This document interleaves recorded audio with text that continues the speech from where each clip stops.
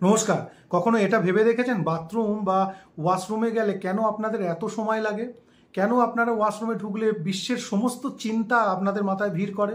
আপনারা কোনো জায়গায় যাওয়ার আগে তাড়াহুড়ো যতই করুন, দেখবেন বাথরুম থেকে কিছুতেই বেরোতে পারছেন না। কেন? কারণটা কি? কখনো ভেবেছেন? কখনো এটা ভেবেছেন সন্তানদের জন্য এত স্যাক্রিফাইস কম্প্রোমাইজ করেও কেন অহেতুক তাদের সাথে অশান্তিতে জড়িয়ে পড়েন? কেন সিনিয়র ব্যক্তি অর্থাৎ কর্মক্ষেত্রে বা বসেদের সাথে অহেতুক ঝামেলায় জড়িয়ে পড়ছেন আপনারা?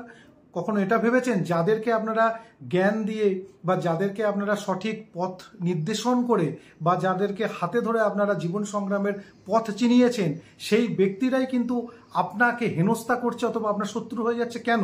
তার কারণ জন্মচাটে আপনার বৃহস্পতি পীড়িত বা দুর্বল। যাদের জন্মচাটে বৃহস্পতি পীড়িত বা দুর্বল তাদের কিন্তু এই লক্ষণগুলো দেখা যায়। প্রতিকার কি?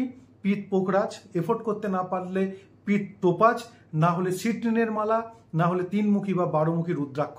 এর দ্বারা বৃহস্পতির পীড়িত বা দুর্বল অবস্থাকে আমরা প্রশমিত বা নিয়ন্ত্রিত করতে পারি। তাতে এই প্রবলেমগুলো থেকে আপনারা বেরোতে পারবেন এবং আপনারা ভালো থাকবেন। অবশ্যই লক্ষ্য রাখুন আপনাদের আশেপাশে এবং পরিচিত মানুষ যাদের মধ্যে এই লক্ষণগুলো আছে, চার্ট মিলিয়ে দেখবেন জন্মচাটে বৃহস্পতি দুর্বল বা পীড়িত আছে। ভালো থাকুন সবাই, সুস্থ থাকুন। ভিডিও ভালো লাগলে লাইক এবং শেয়ার করুন। নমস্কার।